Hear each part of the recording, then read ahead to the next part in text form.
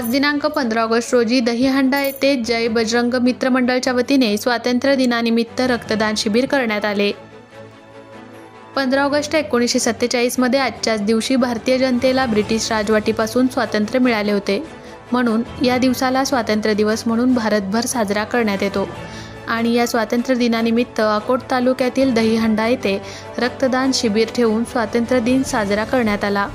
या रक्तदान शिबिरमध्ये प्रहार जनशक्ती पक्षाचे उपजिल्हाप्रमुख व जिल्हाप्रमुख श्री कुलदीप वसू, जीवन खवले, युवा प्रतिष्ठान संस्थापक वैभव जगताप, महर्षी वाल्मिकी प्रतिष्ठान संस्थापक दिवान फुकट व शेतकरी संघटनेचे उपजिल्हाप्रमुख दीपक भांडे व पंचायत माजी समिती सदस्य गजानन भाऊ वानखडे, रोशन झटाले, दर्शन चव्हाण, अर्जुन मालाणी, सागर नवलकार, श्रीहरी देशमुख, रणजित गावंडे, वैभव कोल्हे, गजानन जगताप, पवन कंडाळे, अमोल झास्कर, शुभम देशमुख तसेच मित्रमंडळी उपस्थित होते।